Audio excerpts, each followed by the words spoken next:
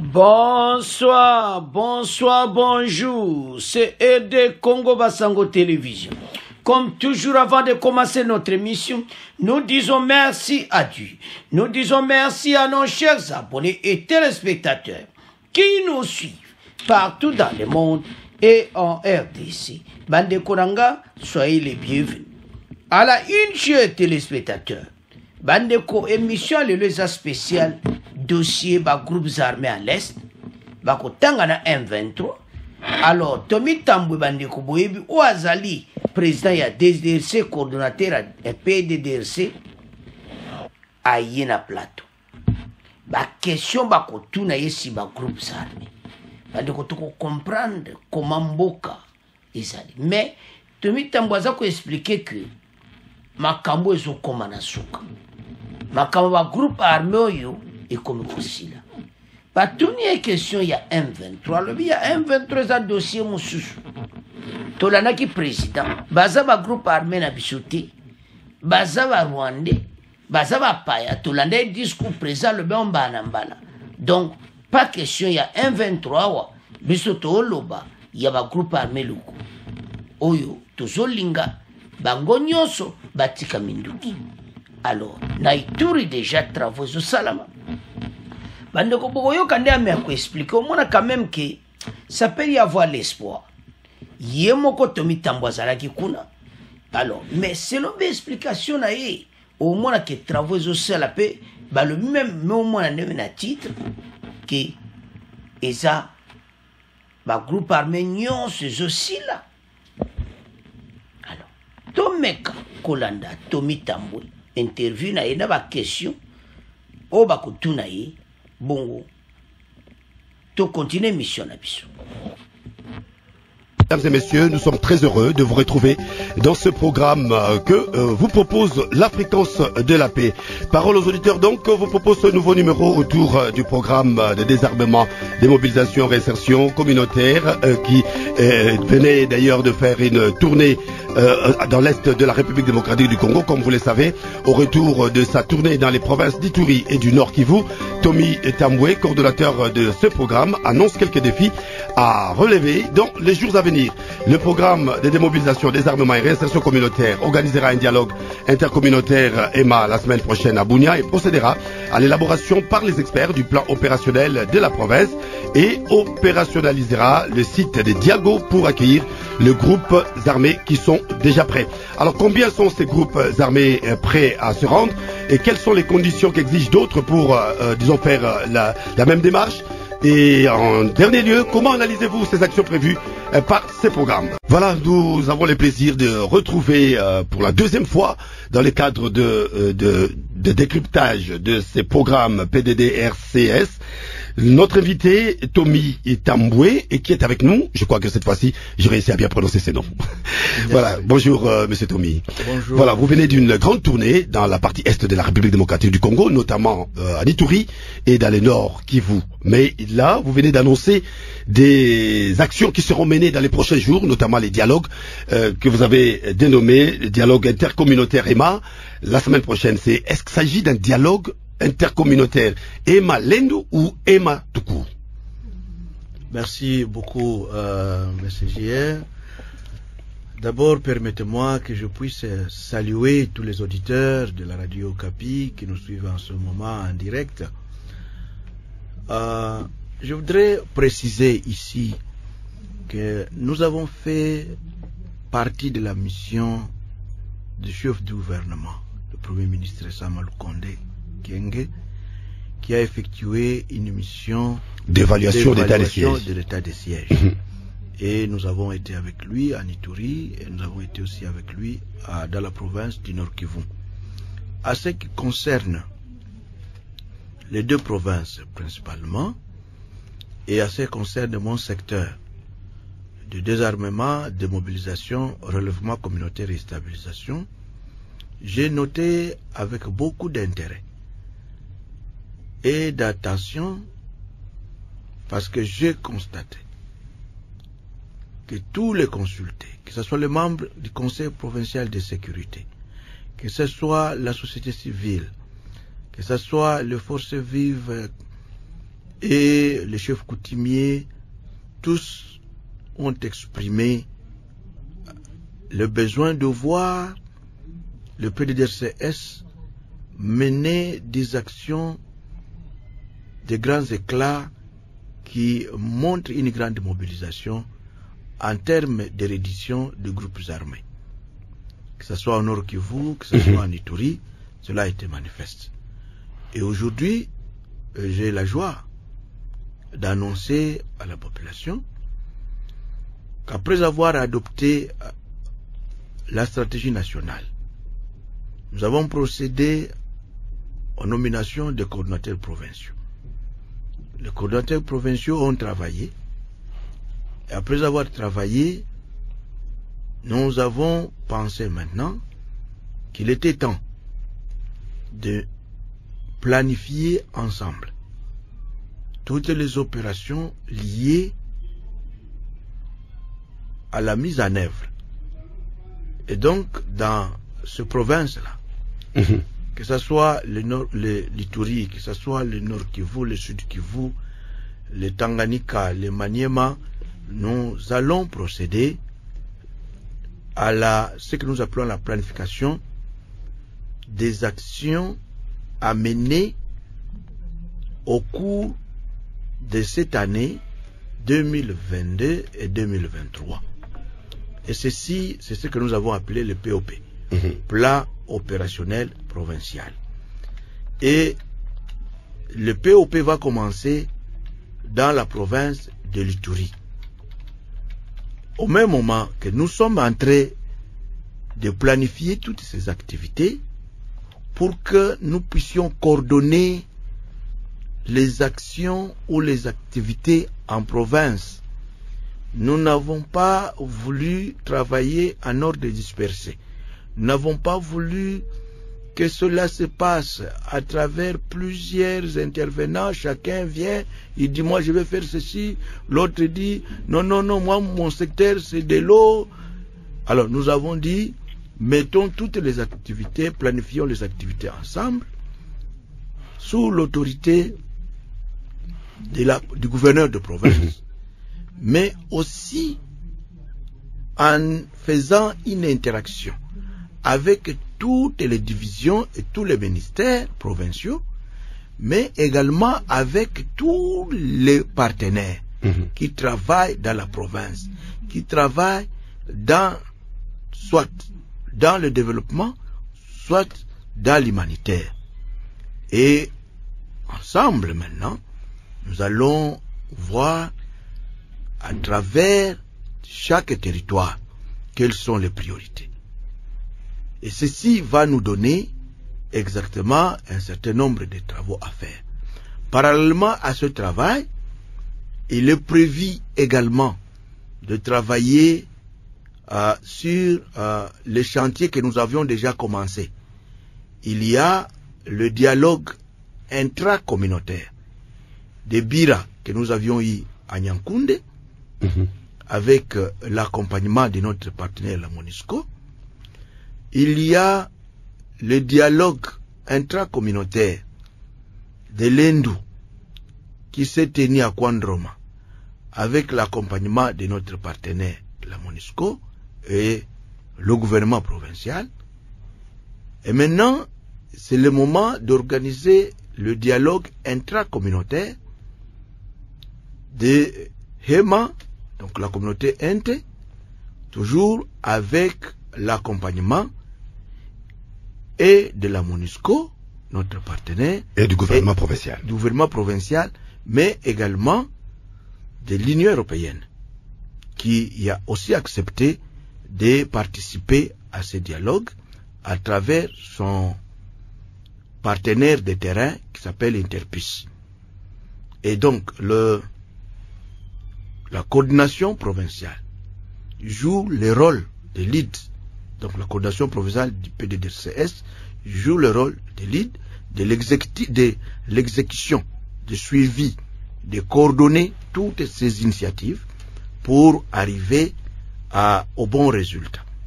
Et donc, tous seront sous la responsabilité du gouverneur de province. À la fin, il est prévu également d'autres dialogues qu'on appelle dialogue intercommunautaire. Ça veut dire, le dialogue intercommunautaire va rassembler maintenant toutes les communautés pour dire, écoutez, nous nous sommes déjà fait du mal, nous avons déjà déposé, nous avons donné le problème, et maintenant il est grand temps que nous puissions nous mettre ensemble pour construire notre province, et nous pouvons maintenant nous pardonner mutuellement, nous pouvons vivre ensemble, et nous pouvons faire relever les défis ensemble. À ce moment-là, il y aura des symboles, comme nous sommes des Africains, des dépôts de réconciliation, des dépôts d'armes, des dépôts de flèches, des dépôts de machettes. Donc, bref, tout le monde va dire, en tout cas, nous voulons la paix, nous nous réconcilions. Pas de dépôts de flèches, pas de dépôts d'armes contre $100 ou des $100. Hein. Non, nous ne sommes pas dans cette logique-là. Le PDDRCS ne travaille pas dans cette logique-là.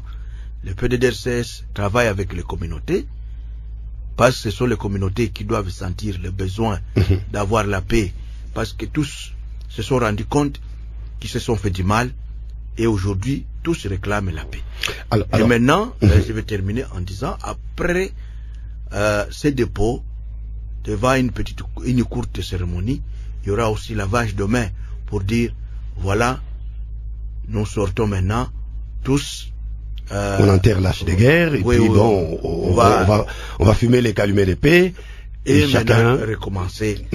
En même temps, le PDDRCS se mettra au travail avec les communautés, avec le chef de village, avec le chef de groupement, avec le chef de secteur et chefferie, avec les administrateurs de territoire, pour se mettre au travail de récupérer maintenant les groupes armés ou les combattants qui se rendront volontairement et qui vont accepter.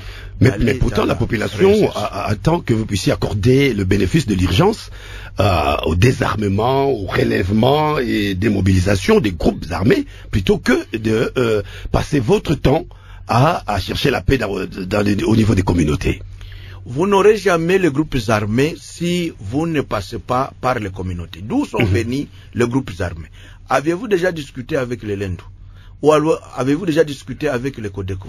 Codeco défend la tribu Ema. Voilà. Non, la tribu Lendou, pardon. Alors, les Bira, si vous voyez les Bira, ils défendent les Ema. Les Bira, ils ont leur milice qu'on appelle FPIC Kilima. Les Ema aussi. Ils ont leur milice. Ils ont aussi leur milice, même s'ils ne les reconnaissent pas, mais ils ont leur milice.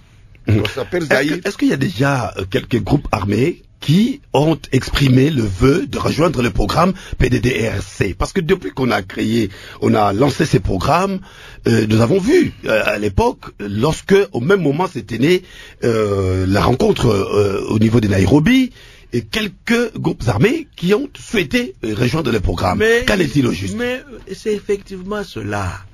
Il y a les gens qui sont ici, qui suivent seulement les réseaux sociaux, mais sans connaître exactement qu'il y a beaucoup de choses qui ont déjà évolué sur le terrain. Prenons l'exemple même de l'Ituri. Allez à Ala, il y a déjà un groupe, il y a 500 qui attendent seulement la réinsertion. Le dialogue de Kwandroma a donné le résultat d'une déclaration de la milice FPIC pour le dépôt d'armes et rejoindre le processus. Juste une intention, une déclaration, mais ça n'a pas été matérialisé. Ils ont déclaré, M. GR, ils sont restés fidèles à leur déclaration. Les Codeco, la même chose. Si je vais aujourd'hui au Nord Kivu, prenons le cas de Beni. Allez aujourd'hui à un lieu qu'on appelle Kalunguta. Vous avez des 1000 qui sont précantonnés là-bas. Allez à Biroué. Vous avez plus de 500 qui sont là. À Mubambiro, vous avez 1700. Descendez dans le sud Kivu. dans Calais, dans le territoire de Calais, pratiquement aller à Ziralo, il y a le Randi. Aller à Bunyakiri, il y a le Randi. Descendez dans la plaine. C'est pas que vous êtes en train de suivre depuis l'entrée de groupes de troupes burundaises. C'est chaque jour que nous enregistrons des rendus. Et qui attendent la réinsertion. Ils sont accueillis, ils sont gérés au niveau du secteur opérationnel. Allez aujourd'hui dans le territoire, allez dans le Tanganyika. Non, avant que j'arrive dans le Tanganyika. Parlons d'Imaniema. Allez à Salamabila. Le groupe Malaika, ils sont précantonnés. C'est plus de 1000. Allez maintenant dans la province du Tanganyika. À Moba, il y a 500. Et on peut vous dire, aujourd'hui, avec le dialogue... Donc si on peut faire le bilan à mi-parcours du programme, finalement, vous êtes satisfait à combien de pourcents? Non, ici, je ne veux pas dire nous sommes satisfaits à combien de pourcents. Ici, nous sommes en train de dire que les choses évoluent. Et comme les choses sont en train d'évoluer, maintenant... À son rythme, bien entendu. Oui, parce qu'il ne fallait pas qu'on aille dans les erreurs du DDR1, du DDR2, du DDR3. Oui, c'est ça. Nous ne voulons pas qu'on aille dans ces erreurs-là. Quelles sont ces erreurs? Oui, le fait seulement de ramasser quelques armes, ramasser tout le monde et le mettre quelque part, et à la fin, une formation, il rentre dans la famille, après, 40 jours après, ils se rendent compte qu'ils n'ont plus rien à manger, et il y a des difficultés de survie, et après il se dit, il reste combien? On m'a donné un kit, il vend le kit, après avoir vendu le kit, il se dit, bon, ma femme est malade, je ne sais pas comment faire. Je retourne. Il achète une arme dans la... Il va encore commettre des crimes. Mais c'est comme ça que vous avez ceux qui ont été dans le DDR1 se sont retrouvés dans le DDR2, ceux qui ont été dans le DDR2 se sont retrouvés dans le DDR3, et c'est tout un cycle. Alors, nous ne voulons pas cela. Nous voulons travailler selon la vision du chef de l'État.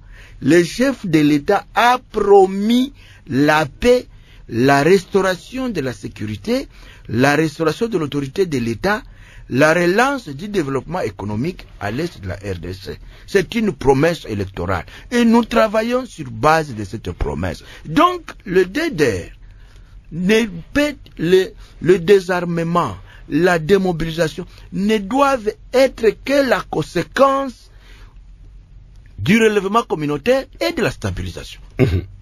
Ça, voilà. C'est très capital. Voilà. Donc, si le relèvement communautaire réussit, la stabilisation réussit, alors nous, le désarmement... La paix est rétablie.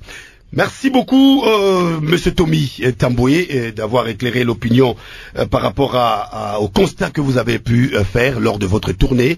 Et vous l'avez rappelé que vous accompagnez la délégation qui est partie avec le Premier ministre Jean-Michel Sama Lukonde, et vous avez annoncé quant à quelques actions qui seront menées à court terme, donc dans un bref délai, notamment la semaine prochaine, avec ces dialogues entre les EMA, et par la suite viendra également, parce qu'il y a d'autres dialogues qui ont été organisés en amont, avant celui des EMA, notamment pour les Lendou et pour les autres, et au finish, in fine, vous allez retrouver toutes les communautés pour parler le même langage. Alors, on va rouvrir les standards pour accueillir les auditeurs, et ils ont souhaité intervenir dans cette émission pour apporter soit quelques... Peut-être que je pouvais dire un mot avant qu'ils nous interviennent. Je voudrais parler de 3 activités principales. La première, c'est le dialogue intracommunautaire. Mais la deuxième, le POP ou le plan opérationnel provincial. Troisième, c'est le désarmement, les opérations de désarmement, de démobilisation. C'est-à-dire, nous ouvrons à partir du mois d'octobre la campagne sur toute l'étendue de la République de commencer à recevoir dans nos sites identifiés les groupes armés qui veulent maintenant se rendre. Et pour l'Ituri principalement, le site de Diago. Le site de Diango est ouvert pour recevoir maintenant les groupes qui sont prêts. Les combattants qui sont prêts à se rendre, à travailler pour la population. Voilà, alors on va ouvrir les standards et accueillir les auditeurs. 081 890 63 30 ou encore les 081 890 49 69. Allô? Allô? Allô? C'est parce que Radio Okapi unit le Congo que vous êtes concerné par cette émission. Bonjour monsieur le journaliste, bonjour. En tout cas, j'étais très ravi par rapport à ça. Je suis vraiment ravi par la pertinence de l'interview. Habitants de toutes les provinces, Parole aux auditeurs est votre émission. Vous donnez votre avis sur les grands thèmes de l'actualité ou les petits tracas de la vie de tous les jours. À vous aussi de proposer des solutions. Chacun doit avoir la conscience qu'il n'a pas bien travaillé. Les intouchables dans ce pays n'existent pas. Suivez cette émission chaque jour de 13h à 14h, heure de Kinshasa. Parole aux auditeurs, une émission à réécouter du lundi au vendredi à 21h. Parole aux auditeurs, J.R. Lungembu.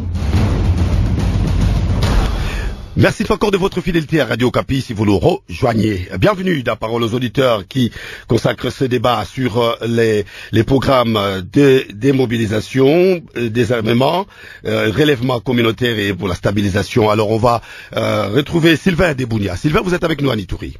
Bonjour Sylvain. Bonjour. Bonjour. Comment réagissez-vous par rapport à ce que vient de dire le coordonnateur du PDDRCS et quelle est votre analyse sur les actions qui sont prévues par ces programmes? Bien. Je voudrais saluer M. Tony. Si vous pouvez redynamiser votre voix parce qu'on vous saisit à peine. Hein. C'est comme si vous dormez. Oui, allez-y. Parlez un peu fort. Très bien. Je disais que je voudrais avant tout saluer M. Tony et je voudrais l'encourager à faire un travail différent de ce qui a été réalisé avant lui.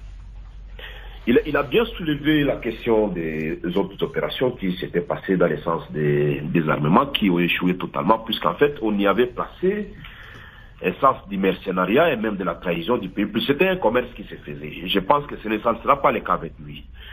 Nous avons commencé à surveiller ses pas depuis qu'il a été nommé. Et nous sommes en train de voir exactement ce qu'il fait sur terrain. Monsieur GR, lorsque vous lisez l'ordonnance numéro 21/038 du 4 juillet 2021 portant création, organisation et fonctionnement du PDDRCS, dans son article 1er, alinéa 3, l'objectif du programme est clair. Promouvoir la stabilité de la RDC par la réintégration des combattants dans la vie civile. C'est clair, il n'y a pas beaucoup de choses. Alors moi, avant de continuer, M. Gère, permettez aujourd'hui que je pose une seule question à M. Tomé. Lorsqu'il dit que on ne peut pas désarmer les combattants actuels sans passer par les communautés, voudra-t-il insinuer que ces groupes armés identifient les communautés citoyennes et même de Kivu? Puisque j'ai horreur, excusez-moi, qu'il attache Codeco directement à toute la communauté Lendu, qu'il attache Zahir à la communauté Ema, qu'il attache FPIC à la communauté Bira. Cette analyse, pour moi, il faut que M. Tommy nous le dise clairement si c'est ça qui fait véhiculer et si c'est cet élément-là qui est dans sa tête avant que je ne continue mon intervention. Voilà, parce qu'il s'agit d'une préoccupation directe, M. Tommy. Merci beaucoup à notre frère qui nous a rejoints et je voudrais aussi le saluer. Je suis satisfait par ce qu'il est en train de dire. Il a lu effectivement l'ordonnance à son article 1er. Mais je voudrais dire ceci. Nous avons été à Bunia. Nous avons fait un atelier de 3 jours. Toutes les communautés étaient là. Et dans ce que nous avons fait également des consultations. Dans ces consultations, c'est pas un secret. C'est pas vraiment un secret du polichinelle. Lorsque nous parlons du groupe Codeco, je n'ai pas dit que c'est la communauté Hema et plutôt l'Hindou, qui les a envoyés, mais eux-mêmes, le groupe ils se sont armé, autoproclamés défenseurs. Ils se sont autoproclamés défenseurs. Et ils ont relevé un certain nombre de problèmes dont leur communauté est victime. J'insiste, ils ont développé un cahier de charges au nom de leur communauté. Lorsque nous avons eu à parler plusieurs fois avec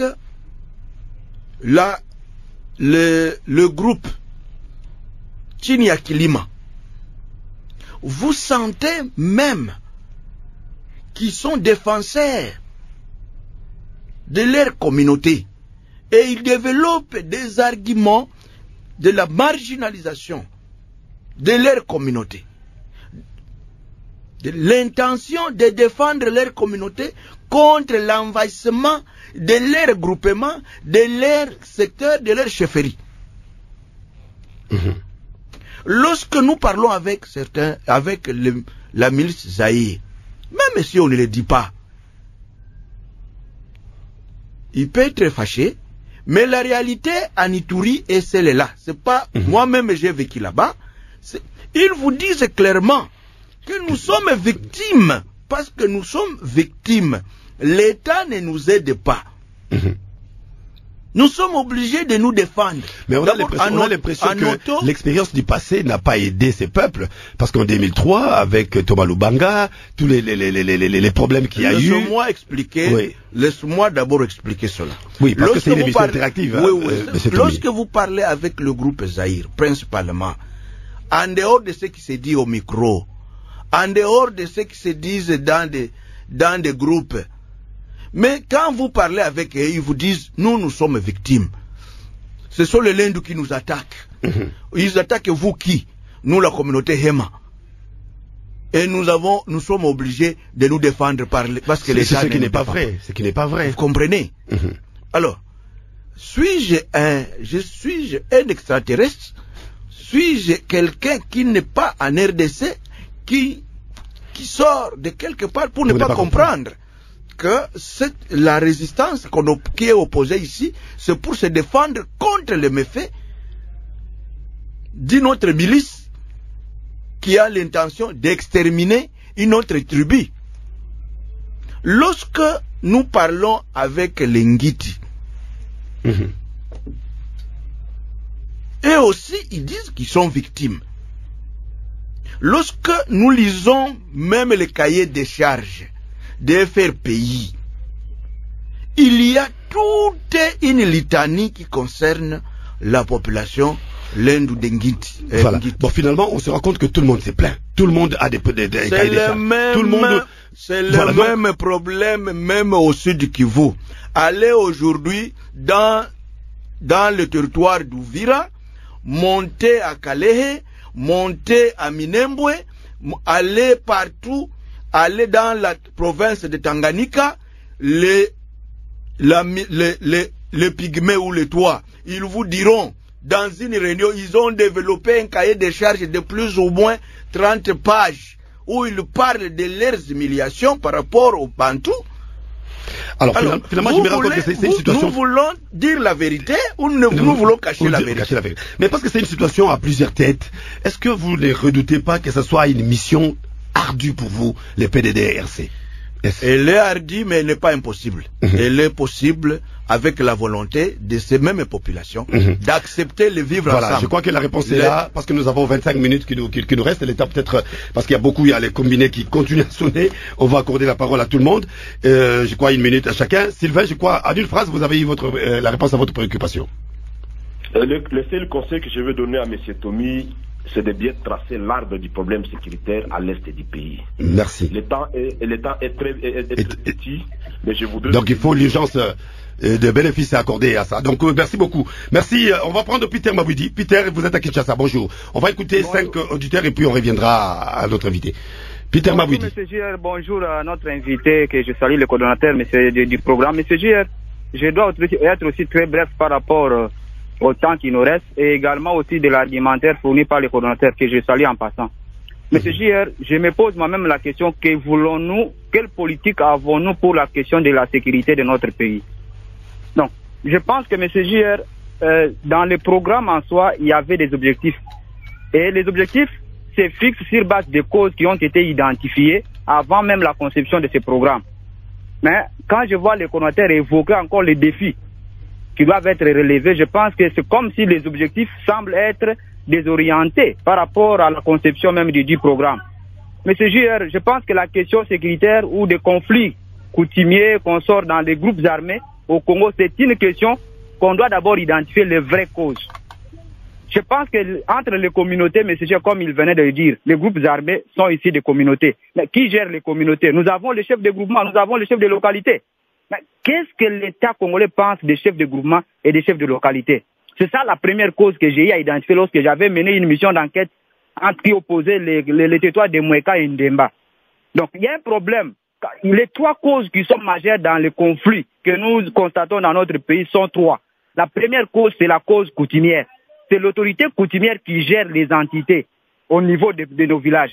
Deuxième cause, c'est la cause politique. Oui, alors Peter, parce que vous êtes vous à Kinshasa, j'aimerais bien prendre quelqu'un qui vient de nous appeler rapidement parce qu'il est à Pandroma.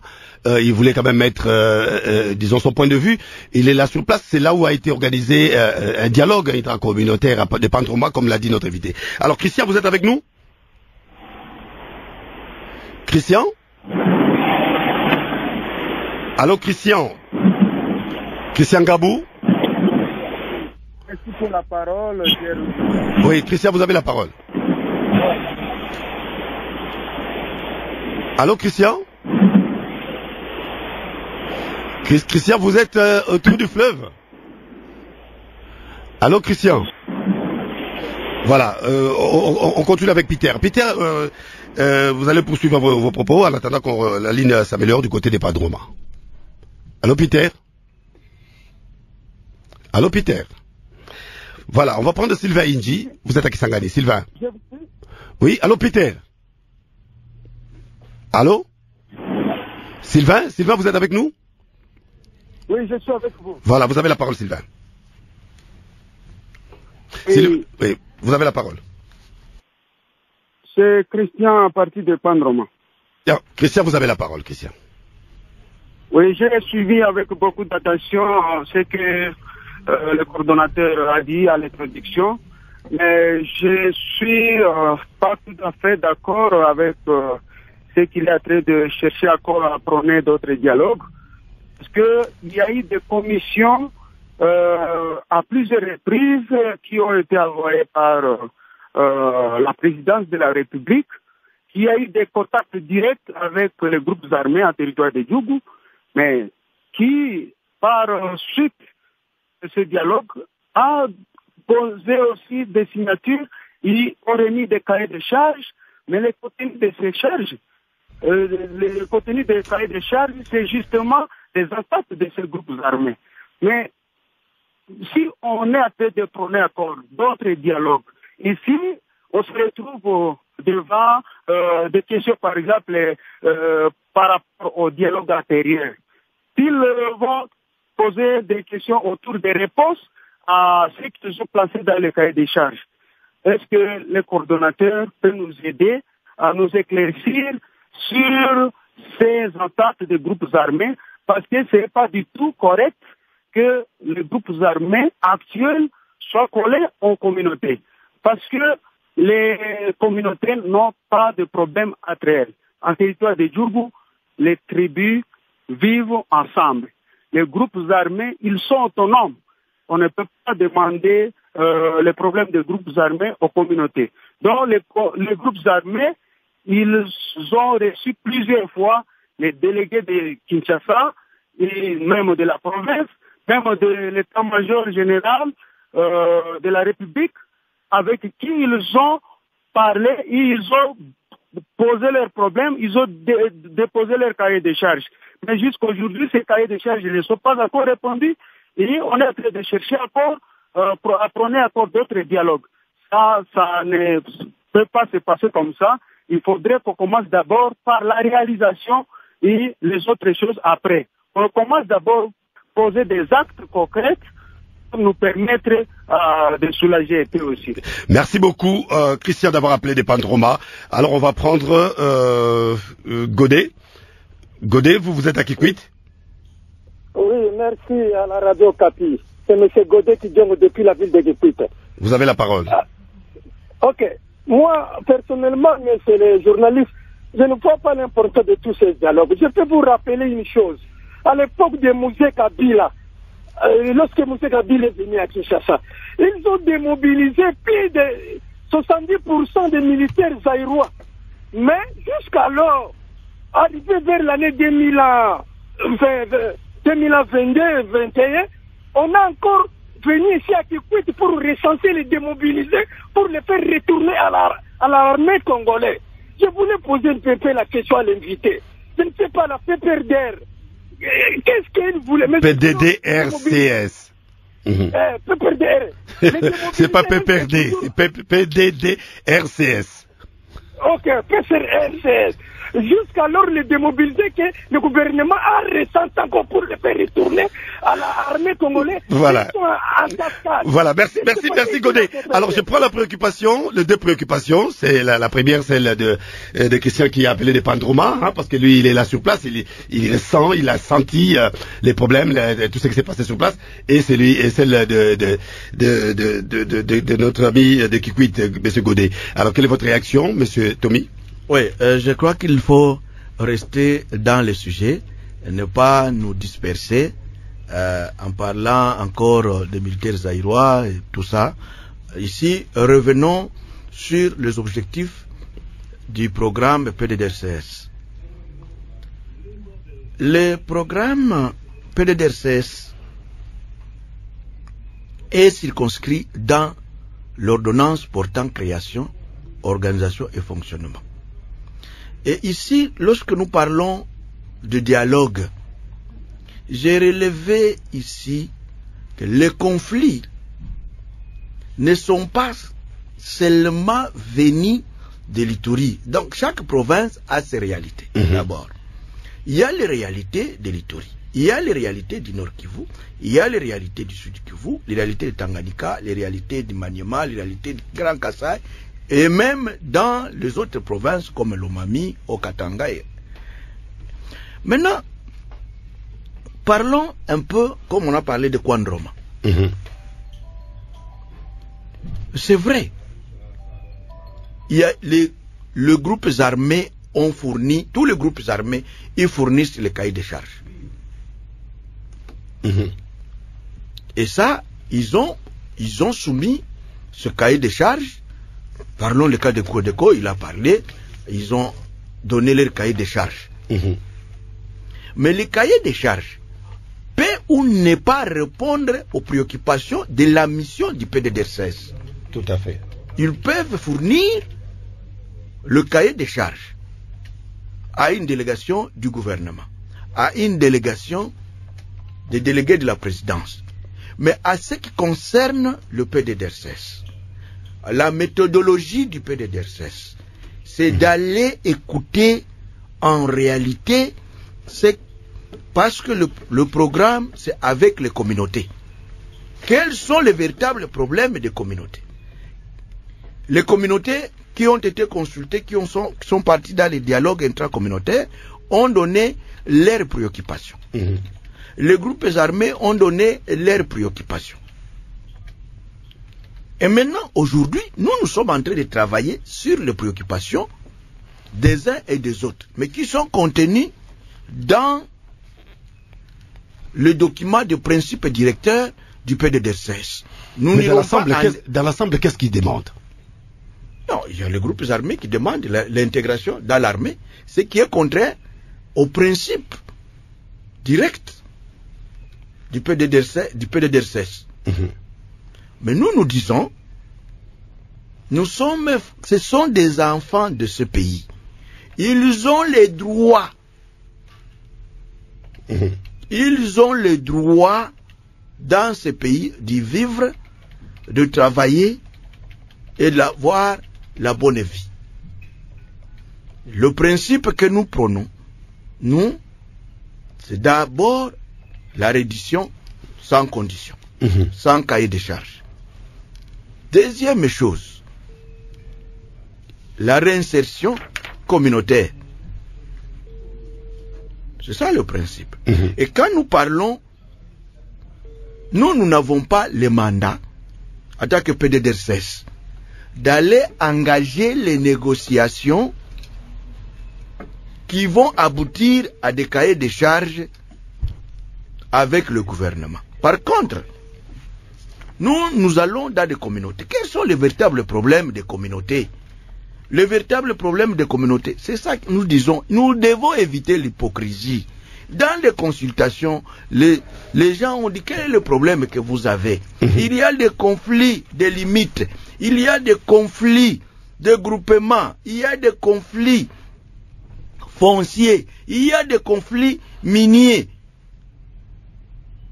Et tout cela a été mis ensemble. Et donc, nous avons compris qu'il y a un problème de stabilisation. Oui, à vous écouter, alors à vous entendre parler, M. Tommy, je crois que vous allez revenir sur ça. C'est comme si vous maîtrisez réellement le problème qui se pose à Ituri, différemment du Nord Kivu. Parce que au Nord Kivu, ça semble ne pas être un conflit communautaire, hein, ou identitaire. Non. C'est ce que je suis en train de vous dire. C'est pas seulement maîtriser. Si je commence à vous parler, nous n'avons pas assez de temps pour décortiquer le Nord Kivu. Nous n'avons pas assez de temps de décortiquer le Sud Kivu. Mais on a compris l'Ituri. Maintenant, si on peut parler du Nord Kivu. Voilà. Vous avez été à Béni aussi. Oui. Parlons du Nord Kivu. Le contexte du Nord Kivu est totalement différent du contexte de l'Ituri. Parlons un peu du Nord Kivu. Au Nord Kivu, les groupes armés qui sont, prenons le cas du Grand Nord. Prenons le M23 à Bunagana, parce qu'ici là, ça c'est maintenant au sud. C'est-à-dire, là nous parlons maintenant de problèmes, ça c'est dans Rutshuru. Le M23 a ses propres revendications. Et il faut faire très attention. Le M23, en tant que groupe qui vient de se créer, mais c'est un groupe qui avait ses propres revendications. Signalons qu'ils ne veulent pas rejoindre le PDD-ADRC, hein? Allons-y. Ils ont refusé carrément. Allons-y lentement. C'est un groupe qui avait ses propres revendications, qui a travaillé avec des accords, mais dont, en fait, en réalité, les M23, ça c'est mon point de vue. Je crois que qui n'engage que vous. Oui, mais je crois que le gouvernement aussi ne va pas me contredire. Le M23 a été défait. Ça, c'est connu. Il y a eu les déclarations de Nairobi. Et dans ces déclarations, le M23 a été dissous. Et c'est commis en parti politique. Il ne restait que le repatriement total et la réinsertion dans la vie civile. Parce que dans l'accord de Nairobi, il n'a jamais été question d'intégrer l'armée. C'était la réinsertion dans la vie civile. Alors, lorsqu'ils reviennent avec les nouvelles revendications, quelque chose qui a été déjà défait, dissous, certains ont même eu des partis politiques.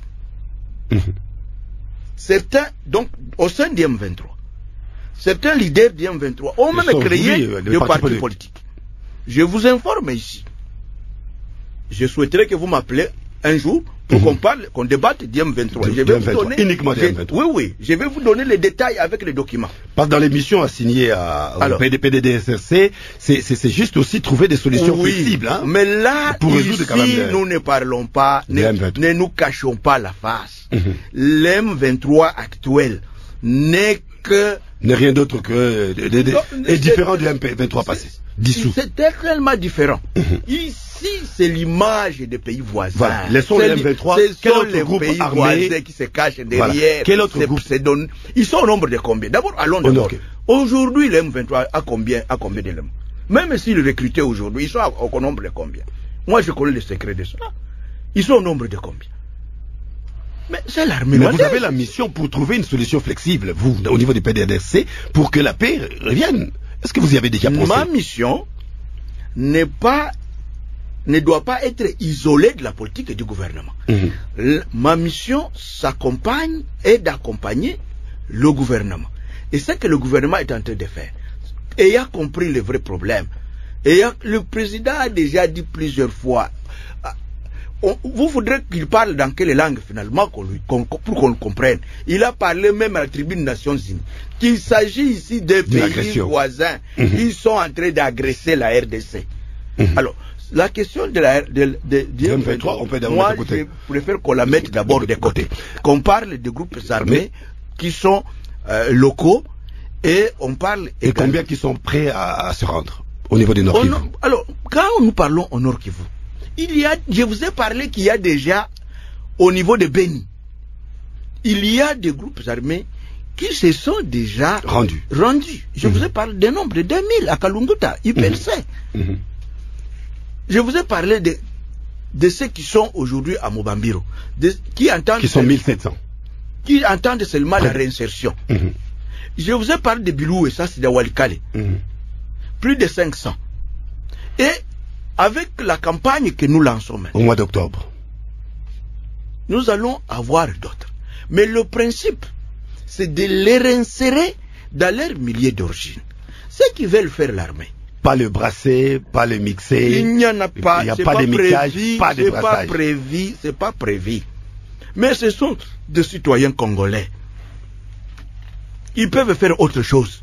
Il n'y a pas seulement que ça comme métier. Ils peuvent faire autre chose. Et ceux qui veulent faire ce métier-là, il y a la voie qu'ils prendront pour aller. Et pas directement, pas automatiquement. Il y a des critères. N'avoir pas tué, n'avoir pas ceci, n'avoir... Voilà, tout ça là. Alors, aujourd'hui, il ne faut pas qu'on revienne sur les questions de 2003, donc de DDR1, tout ce qui a raté par le passé, voilà. les mauvaises expériences du passé. Non, nous ne voulons pas qu'on y revienne. Alors, comment vous vous y prenez lorsque vous allez, quand vous organisez des dialogues intracommunautaires? Quelle est l'approche que vous utilisez? Vous prenez en compte tous les peuples? Qui prend c'est la même communauté qui désigne ses facilitateurs. Ok. C'est la communauté qui... Ce n'est pas le PDDC qui arrive déjà avec un cahier des charges, qui arrive avec des termes de référence. C'est la communauté.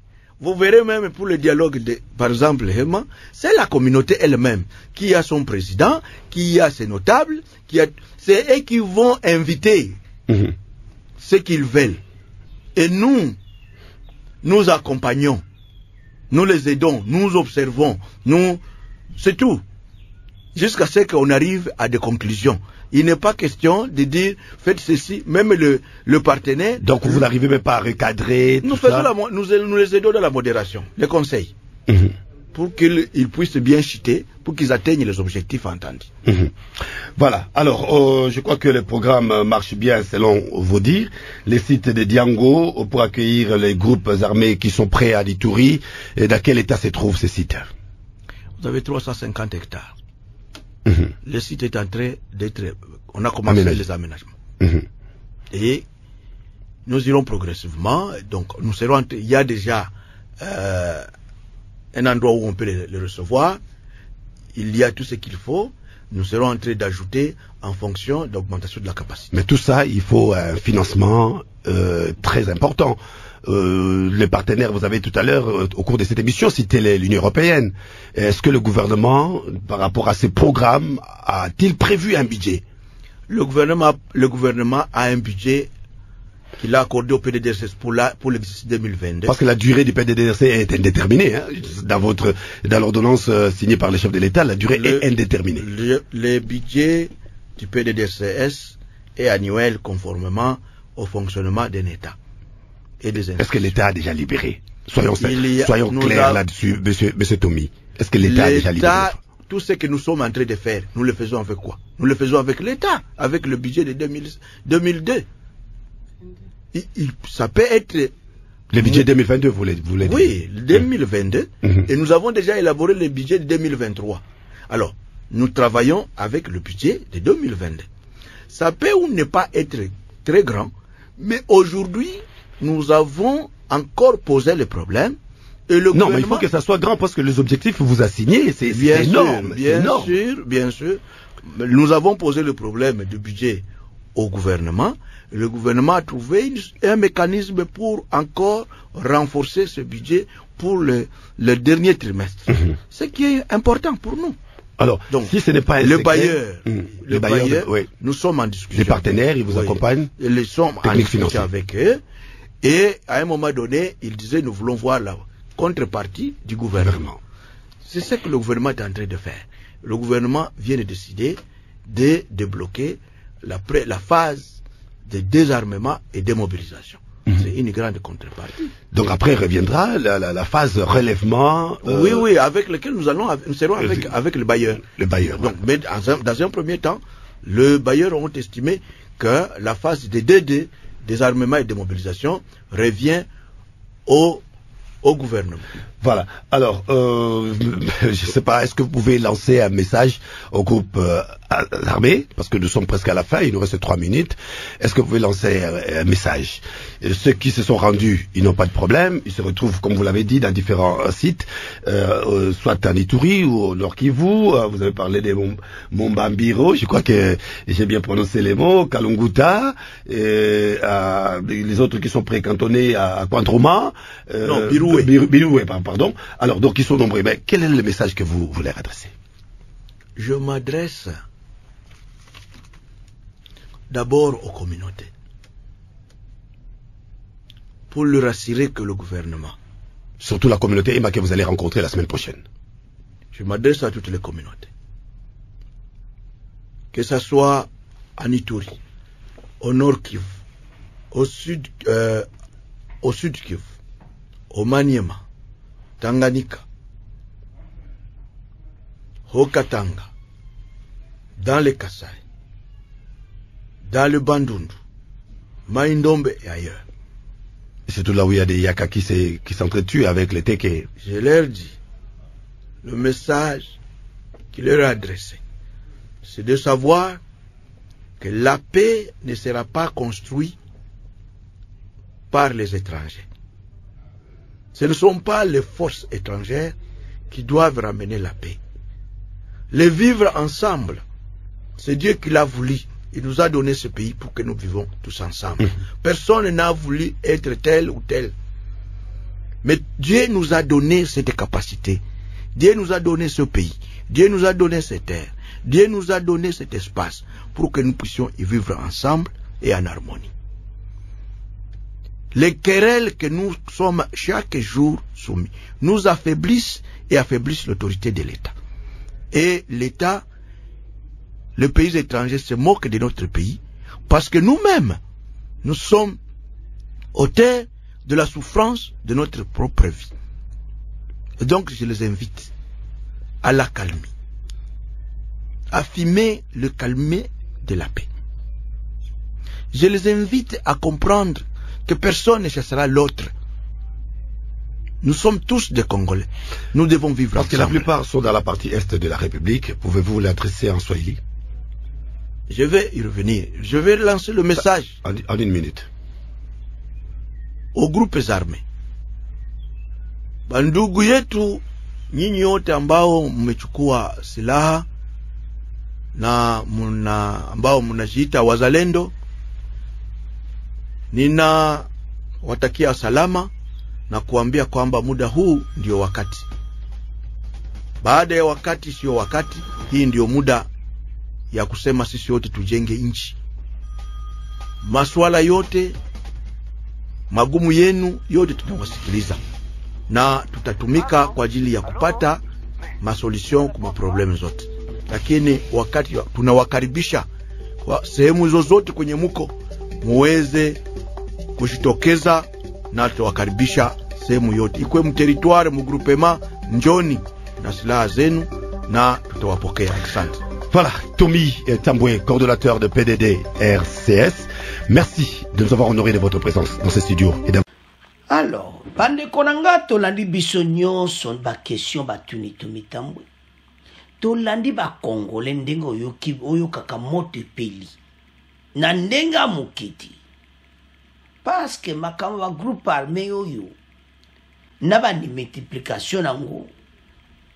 Bande ko so tala mena photo wana ozomona ke tala bakodeko bango bazotambola tala karo neza na nsima ya nani ya MONUSCO ya UN do ba MONUSCO bazamomo koma bakanga foto na bagroupe armé baza wana car na bango eza kuna na nsima foto wana so tala omona bagroupe armé bakangi bango foto MONUSCO aza kuna na nsima na bango koma azomona bango mpe nde bazoleka donc MONUSCO baza bato oyo non ta oyo nyonso bazwi na RDC bamonisi biso pasi bolana émission pasi bayo voilà basisa bagroupe armé mawatu alo tozonga na dossier tomitambo alobi ete nde tolandi ete bagroupe armé kosila bandeko PDDRC oyo batie bacoordonnateur na chaque province Ituri na province ya Nord Kivu mpe na Sud Kivu mpona ndenge nini baluka coordination ezala na ye mpe MONUSCO aza na kati ya makambo mpe azotravaille na tomitambo me lo tozoloba eza ke bato oyo batiki biso basouvenir ya mabe bakongolais toti kobosa na MONUSCO te multiplication de groupes armés na l'air bango baza présent mais bonne nouvelle eza nde tomitambo alobi ke tozokoma na fe nango balobi makambo bakaye de charge na bango bagroupe armé tomitambo alobi eza sans condition baya basola nde papa sola na mwana bakoarrange makambo na bango donc tozomona ba intercommunautaire ezobanda kala te entre biso moko masolo ezokontinue ndeni bagene oyo nyonso batika zamba babio me bamoni ete bango tout baza d'accord sont prêts à quitter la bourse mais problème mosusu eza bakare mini ya bakotikela banani voilà le problème alors bandeko tolandi biso nyonso commentaire mingi ya te ekomi totikao na bino bokomante alors eza point mo très important bagroupe armés aussi là c'est à ce point comme clôturer mission na biso bokontinue kosabone massivement tomemela bino bainformation ya kitoko na RD Congo bopartage RD Congo bandeko po toyela bino bavrai info. Alors, c'est à ce point, tout ici, bon, continuez à s'abonner.